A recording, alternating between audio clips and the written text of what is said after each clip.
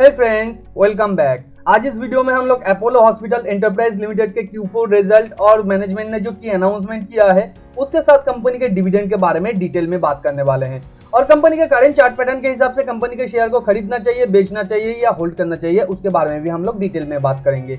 अगर आप stock market में नया है, फंडामेंटल एनालिसिस को सीखना चाहते हैं, जानना चाहते हैं किसी भी ऑनलाइन पोर्टल से कैसे कंपनी के फाइनेंशियल स्टेटमेंट को निकाल के सही तरीके से पढ़ा और इंटरप्रेट किया जाए, तो वीडियोस का प्लेलिस्ट ऊपर आई बटन पे दिया हुआ है, आप जाके वो वीडियोस देख सकते हैं। और अगर आपके पास कोई भी डीमैट और ट्रेडिंग अकाउंट नहीं है या आप जानना चाहते हैं मैं कौन सा पर्सनली डीमैट और ट्रेडिंग अकाउंट यूज करता हूं, तो लिंक नीचे डिस्क्रिप्शन पे दिया हुआ है, आप जाके वहां से एक अकाउंट ओपन कर सकते हैं। तो चलिए सीखते हैं एक साथ।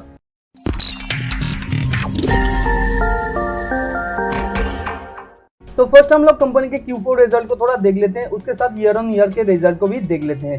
तो ईयर ऑन ईयर रिजल्ट या Q4 रिजल्ट में हम लोग सिर्फ इंपॉर्टेंट चीज को ही देखेंगे और अगर आपको पूरा ये डिटेल में पढ़ना है इस Q4 रिजल्ट के रिपोर्ट को तो नीचे डिस्क्रिप्शन पे मैं इस पीडीएफ का लिंक दे दूंगा, आप वहां से जाके पढ़ सकते हैं। तो लेफ्ट साइड में है करंट क्वार्टर का रिजल्ट, उससे पहले है दिसंबर के क्वार्टर का रिजल्ट, उससे पहले है मार्च के 2020 के क्वार्टर का रिजल्ट। तो क्वार्टर ऑन क्वार्टर बोलिए कंपनी ने रेवेन्यू अच्छे तरीके से जनरेट कर पाया है और उसे बढ़ा पाया है, और ईयर ऑन ईयर बेसिस पे बोलिए यहाँ पे थोड़ा रेवेन्यू घट गया है। और कंपनी का अगर अदर्स इनकम देखे तो others income quarter on quarter बोलिए या ईयर ऑन ईयर बेसिस पे बोलिए थोड़ा बढ़ गया है। तो नॉन कोर इनकम कंपनी के लिए ज्यादा अच्छा नहीं होता है, ये कंपनी के कोर बिजनेस से नहीं आता है, मगर यहाँ पे कंपनी ने कोई भी डिस्क्लोजर नहीं दिया है अदर्स इनकम कहाँ से इतना बढ़ गया है।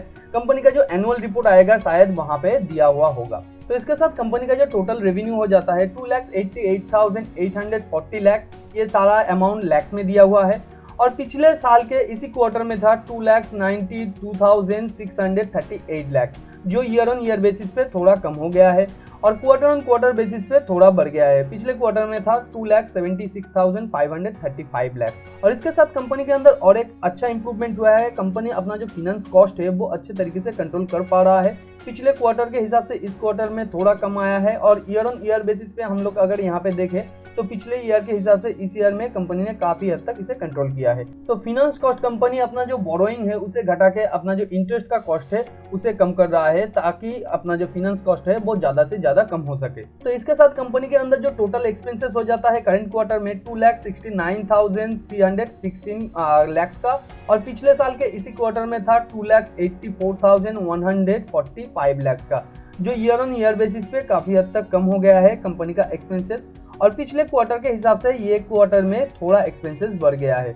तो यहाँ पे profit before tax quarter on quarter basis पे या ईयर ऑन ईयर बेसिस पे काफी हद तक इंप्रूवमेंट हुआ है।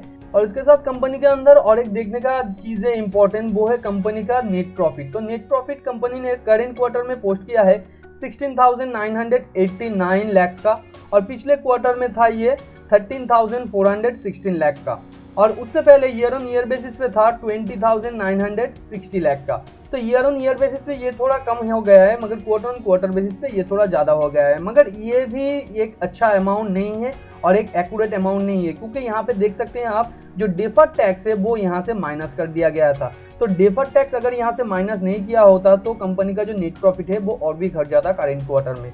और पिछले क्वार्टर में अगर डेफर्ड टैक्स लायबिलिटी को यहाँ पे ऐड नहीं किया जाता टैक्स के साथ तो कंपनी का नेट प्रॉफिट और भी बढ़ जाता। तो इसी हिसाब से कंपनी का पिछले क्वार्टर में काफी हद तक नेट प्रॉफिट अच्छा आया था करंट क्वार्टर के हिसाब से, मगर यहाँ पे दिखा रहा है कंपनी का करंट क्वार्टर में जो नेट प्रॉफिट है वो अच्छा आया है, मगर यहाँ पे जो पूरा चक्कर ही है डेफर्ड टैक्स का है। तो डेफर्ड टैक्स लायबिलिटी और एसेट क्या होता है अगर आप नहीं जानते हैं तो ऊपर आई बटन पे आपको वीडियो का लिंक मिल जाएगा, आप जाके वहां से पूरा डिटेल में डेफर्ड टैक्स को पढ़ सकते हैं। तो इस नेट प्रॉफिट के हिसाब से कंपनी का करंट क्वार्टर में जो बेसिक और डायल्यूटेड ईपीएस है वो 11.77 रुपीज है, पिछले क्वार्टर में था 9.38 रुपीज, और पिछले साल के मार्च के क्वार्टर में था 15.77 रुपीज। हालांकि कंपनी का इस क्वार्टर में थोड़ा ईपीएस बढ़ सकता था, मगर कंपनी ने एडिशनल शेयर इशू किया है जिसकी वजह से कंपनी का ईपीएस थोड़ा कम हो गया है। यहाँ पे कंपनी के अंदर और एक इंप्रेसिव चीज देखने के लिए है, वो है कंपनी का बिजनेस सेगमेंट। तो कंपनी के अंदर मैं दो चीज यहाँ पे आपको दिखाऊंगा, कंपनी का हेल्थ केयर सर्विस और कंपनी का जो फार्मेसी डिस्ट्रीब्यूशन बिजनेस है। तो हेल्थ केयर सर्विस में देखिए यहाँ पे जो टोटल एसेट एम्प्लॉय किया जाता है या कंपनी एम्प्लॉय कर रहा है बिजनेस में रेवेन्यू को जनरेट करने के लिए 7,81,789 लाख का। तो ये जो टोटल एसेट कंपनी एम्प्लॉय करके कितना रेवेन्यू जनरेट कर पा रहा है 1,54,225 लाख का रेवेन्यू जनरेट कर पा रहा है। मगर वहीं पे कंपनी अपने फार्मेसी डिस्ट्रीब्यूशन पे 87,036 लैक्स का सिर्फ एसेट एम्प्लॉय करके यहाँ पे देखिए कितना अच्छा रेवेन्यू जनरेट कर पा रहा है, जैसे कि 1,11,873 लैक्स का यहाँ पे रेवेन्यू जनरेट कर पा रहा है। यानी फार्मेसी डिस्ट्रीब्यूशन में जो एसेट टर्नओवर है वो मोर देन 1x है, और यहाँ पे हेल्थ केयर सर्विसेज में जो एसेट टर्नओवर रेशियो दिखा रहा है वो 0.3x के आसपास है। तो इसका सिंपली मतलब यही है, कंपनी अपना जो एसेट लाइट मॉडल है वो अच्छे तरीके से फार्मेसी डिस्ट्रीब्यूशन में यूज कर रहा है, जिससे कि आने वाले टाइम पे इस सेगमेंट में कंपनी का रेवेन्यू जनरेट करने का और भी अच्छा पोटेंशियल है। और कंपनी का जो हेल्थ केयर सर्विसेज है ये एसेट लाइट मॉडल नहीं है, ये हेवी एसेट बिजनेस है कंपनी के लिए, और इसके अंदर कुछ फिक्स कॉस्ट है जिसकी वजह से कंपनी का जो कोविड-19 की वजह से इस सेगमेंट में ही ज़्यादा लॉस हुआ है। मगर फार्मेसी डिस्ट्रीब्यूशन में इतना ज़्यादा लॉस नहीं हुआ है, ये अच्छे तरीके से अपना रेवेन्यू जनरेट कर पाया था कोविड-19 के जो लॉकडाउन का टाइम चल रहा था तब। और अभी कंपनी के बैलेंस शीट में देखते हैं और एक अच्छा इंप्रूवमेंट यहाँ पे देखने को हमें मिल रहा है। कंपनी का जो इन्वेंटोरीज है वो इन्वेंटोरीज काफी हद तक घट गया है पिछले साल के हिसाब से। पिछले साल जो था 73,783 लैक्स का, करंट ईयर में है 24,948 लैक्स का, जो ईयर ऑन ईयर बेसिस पे एक अच्छा इंप्रूवमेंट है। उसके साथ कंपनी ने अपना जो बैंक बैलेंस है वो काफी हद तक बढ़ाया है, और कैश एंड कैश इक्विवेलेंट भी काफी हद तक कंपनी ने बढ़ाया है। तो ये कंपनी के लिए एक अच्छा इंप्रूवमेंट है। और इसके साथ कंपनी ने अपना जो ईयर ऑन ईयर बोरोइंग है वो काफी हद तक घटाया है। यहाँ पे देख सकते हैं आप, लॉन्ग टर्म बोरोइंग को कंपनी ने काफी हद तक घटाया है, और यहाँ पे कंपनी का जो शॉर्ट टर्म बोरोइंग है वो भी काफी हद तक घटाया है कंपनी ने, जिससे कि कंपनी का ओवरऑल फाइनेंस और इंटरेस्ट कॉस्ट काफी हद तक कम हो गया है, जो ईयर ऑन ईयर बेसिस पे एक अच्छा इंप्रूवमेंट है। तो Q4 रिजल्ट में कंपनी के मैनेजमेंट ने कुछ की अनाउंसमेंट किया है, वो हम लोग थोड़ा देख लेते हैं। जैसे कि कंपनी का कुछ बिजनेसेस कुछ कैटेगरी के अंदर या कुछ सेगमेंट के अंदर कंपनी डिवाइडेड कर दे रहा है, और उसके साथ कंपनी कुछ रिलेटेड पार्टी ट्रांजैक्शन करने वाला है अगले आने वाले टाइम पे, जिसके लिए कंपनी शेयर होल्डर्स का अप्रूवल लेने वाला है अगले आने वाले टाइम पे। तो यहाँ पे आप इस रिपोर्ट को पढ़ सकते हैं जाके यहाँ पे, मगर यहाँ पे जो इम्पोर्टेंट चीजें मैं उसके बारे में थोड़ा आपको बताऊंगा। जो यहाँ पे कंपनी ने बोला है, एडिशनल शेयर कंपनी इशू कर रहा है करीबन 1500 करोड़ के आसपास, जो ऑलरेडी इशू हो चुका है जनवरी में।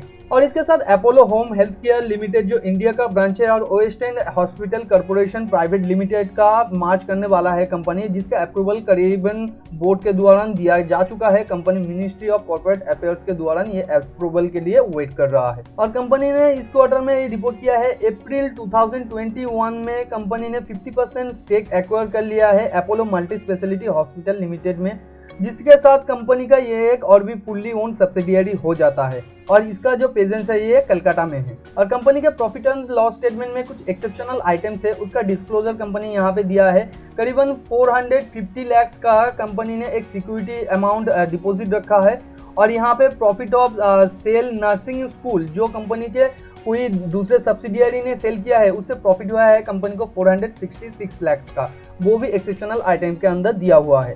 और कंपनी ने इसी क्वार्टर में यानी 7 जनवरी 2021 में additional 1% stake Medix international life science limited के अंदर ले लिया है, जिसके साथ मेडिक्स भी कंपनी का और एक सब्सिडियरी हो जाता है। और कंपनी ने इस सब्सिडियरी के द्वारा 2505 लैक्स का एक एडिशनल गेन किया है, जो कंपनी के एक्सेप्शनल आइटम के अंदर फर्दर ऐड किया गया है।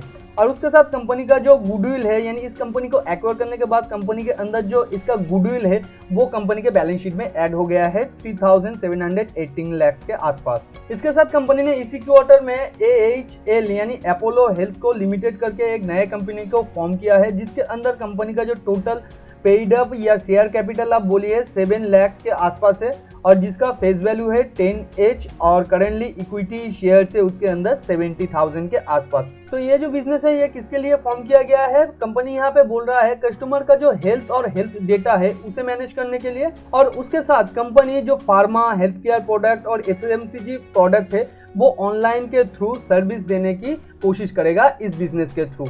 और कंपनी इस AHL के अंदर कंपनी का जो अदर सेगमेंट है वो इस AHL के अंदर ऐड कर दे रहे हैं, जैसे कि कंपनी का जो फार्मास्यूटिकल्स और वेलनेस प्रोडक्ट्स है, और होलसेल और सप्लाई जो प्रोडक्ट्स है फार्मेसीज में, उसके साथ कंपनी का जो रिटेल बिजनेस है फार्मेसी का, और उसका जो डेवलपमेंट ऑपरेशन मैनेजमेंट वो सभी करेगा इस कंपनी के थ्रू ऑनलाइन के द्वारा। उसके साथ कंपनी का जो अपोलो 24/7 है वो भी इसका अभी होली सब्सिडियरी हो गया है। और ये सब रिलेटेड पार्टी ट्रांजैक्शन है, कोई भी ट्रांजैक्शन यहाँ पे फिजिकली नहीं होगा, ये सिर्फ एक बुक एंट्री होगा। तो यहाँ पे जाके आप इस PDF को पढ़ सकते हैं, नीचे डिस्क्रिप्शन पे आपको पूरा लिंक मिल जाएगा। तो अभी कंपनी के करंट चार्ट पैटर्न के बारे में बात करेंगे कि करंट चार्ट पैटर्न के हिसाब से कंपनी के शेयर को हमें खरीदना चाहिए, बेचना चाहिए या होल्ड करना चाहिए। उससे पहले मैं आप लोगों को बता दूं, आज के दिन और एक वीडियो आया था DSL करके, आप वो वीडियो जाके देख लीजिए। उसके अंदर मैंने और एक इंटरेस्टिंग चीज बताया है, कंपनी का करेंटली जो फंडामेंटल टेक्निकल सभी अच्छा है, उसके बावजूद भी मैं उसे अभी बाय नहीं करूंगा। तो उसका वजह क्या है, तो सिंपली जाके आप मेरे चैनल पे जाके वो वीडियो देख सकते हैं या ऊपर आई बटन पे उसका लिंक आपको मिल जाएगा। तो इसके साथ और एक की अनाउंसमेंट मैं यहाँ पे करने वाला हूँ। हम लोगों ने नया टेलीग्राम चैनल को ओपन किया है, जहाँ पे हम लोग नया जो एनालिसिस है, जो हम लोग वीडियो के द्वारा आप लोगों के साथ शेयर नहीं कर पाते हैं, वो एनालिसिस हम लोग इंस्टेंट अपने टेलीग्राम चैनल पे देते हैं। जैसे कि इंडियन होटल, नौसिल, निफ्टी फ्यूचर्स का क्या अभी सिचुएशन है या निफ्टी का करेंटली सिचुएशन क्या है, तो इस टाइप का जो एडिशनल एनालिसिस है ये हम टेलीग्राम चैनल पे डालते ही रहते हैं। तो आप जाके सिंपली टेलीग्राम पे सर्वेंट अपडेट करके सर्च कीजिए या नीचे डिस्क्रिप्शन पे आपको लिंक मिल जाएगा। आप लिंक के द्वारा भी हम लोगों के टेलीग्राम चैनल को ज्वाइन कर सकते हैं। तो अपोलो हॉस्पिटल के करंट चार्ट पैटर्न के हिसाब से कंपनी के शेयर को क्या हमें खरीदना चाहिए, तो कंपनी का ये 1 डे का चार्ट है। तो अगर आप स्विंग ट्रेडर हैं तो पहले मैं आप लोगों के लिए बात करूंगा। यहाँ पर देखिए कंपनी का शेयर प्राइस कुछ दिनों से गिर रहा है और कंपनी का जो नेक्स्ट सपोर्ट बन रहा है वो 3100 टू 3120 के आसपास कंपनी का नेक्स्ट सपोर्ट बन रहा है। और अगर उसे तोड़ दे तो 2800 टू 2810 के आसपास इसका नेक्स्ट सपोर्ट बन रहा है।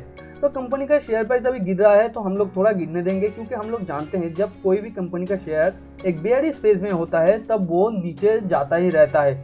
तो जब तक उसे एक अच्छा सपोर्ट ना मिले और सपोर्ट से वो रिट्रेस करने की कोशिश ना करे, जैसे कि आप यहाँ पे देख सकते हैं, यहाँ पे कंपनी का शेयर प्राइस ने सपोर्ट लिया, उसके बाद हाई वॉल्यूम के साथ कंपनी का शेयर प्राइस रिट्रेस करने की कोशिश किया है, उसके बाद थोड़ा ऊपर आया है। मगर ये एक मेजर सिग्नल नहीं है। मेजर सिग्नल होता है ऐसा, देखिए पिछले कई दिनों से कंपनी का शेयर एक कंसोलिडेशन पीरियड में था, उसके बाद अचानक एक हाई वॉल्यूम के साथ कंपनी का जो कैंडल है वो पिछले कई दिनों के हाई को तोड़ के ऊपर जाके क्लोज किया है। ये एक सॉलिड सिग्नल होता है कंपनी के शेयर को शॉर्ट टर्म के लिए बाय करने के लिए या लॉन्ग टर्म के लिए बाय करने के लिए। तो अगर आप एक स्विंग ट्रेडर हैं तो अभी बाय करने का कोई भी अपॉर्चुनिटी नहीं है। अगर आपके पास ऑलरेडी शेयर है तो आप सिंपली होल्ड करेंगे। और अगर आप एक लॉन्ग टर्म इन्वेस्टर हैं तो आपके लिए भी सेम रिकमेंडेशन रहेगा। मगर यहाँ पे मैं बोल दूं, कंपनी का शेयर प्राइस अभी बहुत ही हाई वैल्यूएशन पे है, क्योंकि कंपनी लॉन्ग टर्म से एक अच्छा खासा अप ट्रेंड में है। तो यहाँ पे अगर आप कंपनी के शेयर को खरीदते हैं तो आपको नेक्स्ट जो सपोर्ट मिलेगा वो काफी नीचे मिलेगा। तो यहाँ पे कंपनी के शेयर को आप थोड़ा रिट्रेस करने के लिए छोड़ दीजिए। जब ये रिट्रेस करके ऊपर जाने की कोशिश करेगा तब कंपनी के शेयर को आप खरीद दीजिएगा लॉन्ग टर्म के लिए, क्योंकि लॉन्ग टर्म में कंपनी के अंदर अच्छा खासा पोटेंशियल है। हम लोग जानते हैं करेंटली इंडिया का जो हेल्थ केयर इंफ्रास्ट्रक्चर है वो उतना सॉलिड नहीं है और गवर्नमेंट भी उसके ऊपर ज्यादा अपना बजट नहीं खर्च कर रहा है। तो इस टाइप के प्राइवेट प्लेयर के लिए ये एक अपॉर्चुनिटी बन जाता है कि आने वाले टाइम पे अगर ये की डेमोग्राफिक एरिया में और भी ज़्यादा फैल सके या अपना जो डिजिटल इनिशिएटिव से उसकी वजह से कंपनी आगे आने वाले टाइम पे और भी अगर कस्टमर को ऐड कर सके तो कंपनी के लिए ये बहुत ही ज़्यादा बेनिफिशियल होगा।